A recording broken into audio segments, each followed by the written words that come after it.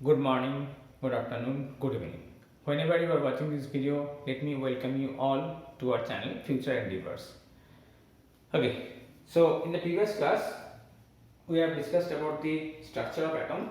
Today we are going into a bit more details, but before that, I will be briefly discussing about the classification of matter so that it is easier for you to understand about the structure of the matter.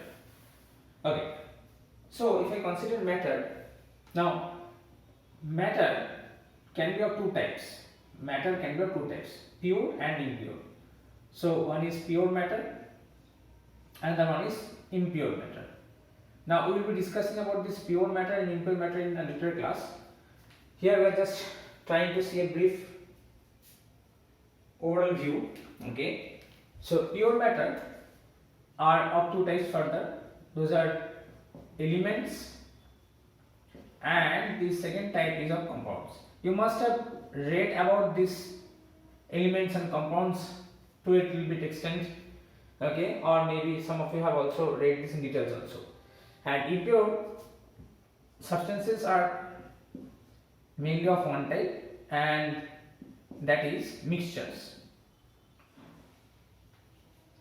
Now mixtures can be of two types. One is homogeneous mixture, and the other type is heterogeneous mixture. So this is the main classification of matter. Now actually, why we showed this overall view, because I want to discuss about these elements. Okay, elements, because when you are talking of atoms, you will be necessary to understand the fact about elements and compounds also. Okay, so first of all, let us come to the elements. Now, what are these elements? The elements are certain pure substances that basically consist of only one type of atom.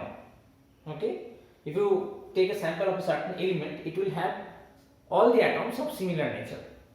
Okay, there may be some differences. We will be understanding those differences class by class, but for simplicity you can take that elements. If we consider a sample of elements, all the atoms are almost of the same kind. Okay, so let us go through what are the types of elements. Now if you see the major types of elements, we will be seeing that the elements are of three types again. What are those? Elements can be metals, okay. Second can be non-metals, broader classification we are taking, and third is the metalloids. These are the broader classifications. Okay. Now, why we are talking about this? Because if we see the atomic structure, we will be seeing that metals have a particular kind of atomic structure, non-metals have a particular kind of atomic structure, whereas metalloids have another kind of atomic structure. So in order to get a good overall idea about the structure, we will be referring to these terms again and again. Metals, as you know, are some of the elements which have properties like good conducting of good conductor of electricity, heat. They have a luster. They have a sonorous property, that is a ringing sound is heard when something is struck on it, like bells. When bells are struck with a substance like a hammer, they have a ringing sound. That property is called sonority. Okay, whereas on the other hand, non-metals are elements that are bad conductor of heat and electricity. They do not have any, generally they do not have any luster. Okay, like this. You have read the differences. And metalloids are those elements which have properties in between those of metals and non-metals. Some properties related to metals and they have some properties related to non-metals. Okay. So, with this we will be seeing what is the structure of the atom.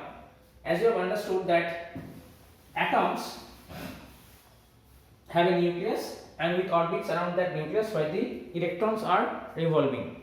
Now, for all the kinds of elements, the nucleus is same, that is the structure of the nucleus is same, it is centrally located, but for different elements the arrangement of electrons may be different. Why? First of all, you have to understand that different elements have different atomic number. So different elements have different atomic number. As I have said in the previous class that atomic number is the identifying number of an element. Okay, atomic number. Now, when I say that different elements have different atomic number, what does this indicate? This indicates that if we take atoms of two different elements, we will be seeing that they will be having different kinds of protons as well as electrons, and in most of the cases they have different number of neutrons also. Even the neutron can be same, number of neutron can be same, but the number of electrons and protons will be different if we consider the atoms of different elements. So when I say this different atomic number, this indicates that two atoms of two different elements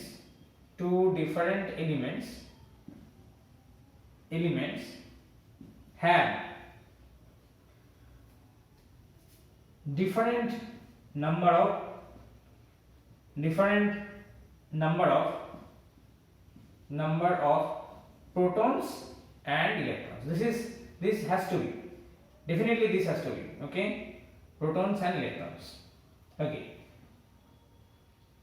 so as I have said that protons are present in the nucleus, and if we consider two different atoms or two different elements, then the protons are arranged in more or less same way. They are just bunched together in the nucleus, so there is no problem with the arrangement of these protons. If we consider the arrangement of the electrons, it gets different. How? Let us see.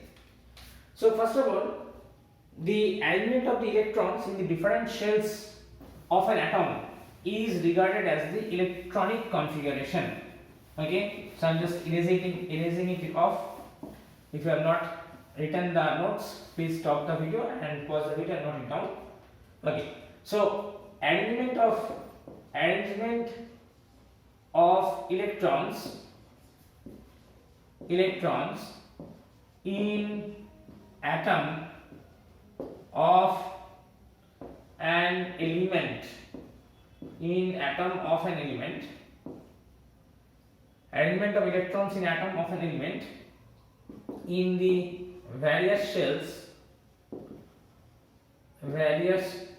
or can be also regarded as orbits, is called atomic number. Electronic configuration. Is called electronic configuration. Okay, so it is electronic configuration. Fine.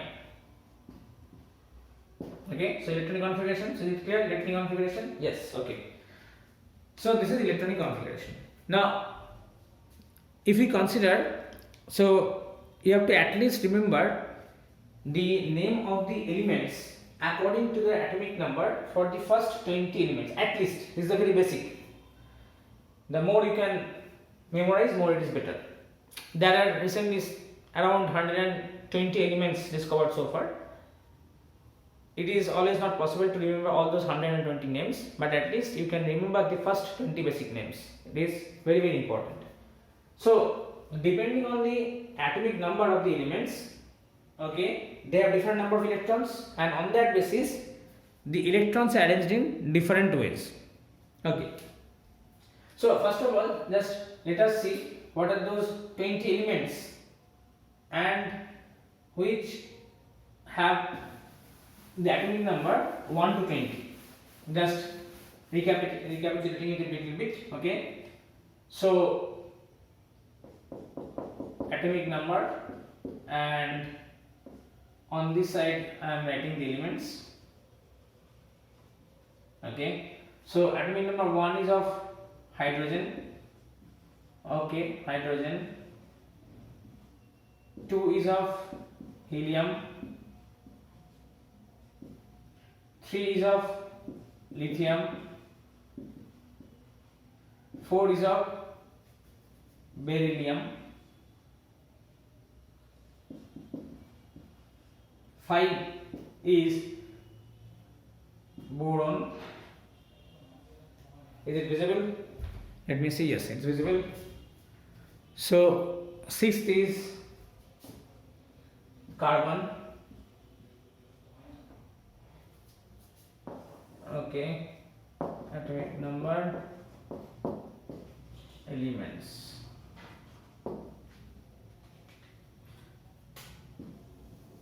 Okay, seventh is nitrogen. Eighth is oxygen. Ninth is fluorine. 10th is neon. 11th is sodium. 12th is magnesium. Okay. 13th is aluminium. Okay. 14th is silicon. 15th is phosphorus. 16th is sulfur. 17th is chlorine. 18th is argon. 19th is potassium, and 20th is calcium. Okay, fine. So this is the list. Today we'll end our class here. In the next class we'll discuss about the electronic configuration. Okay, so till then please do study this part, and if you have any problem mention it in the query box. Thank you.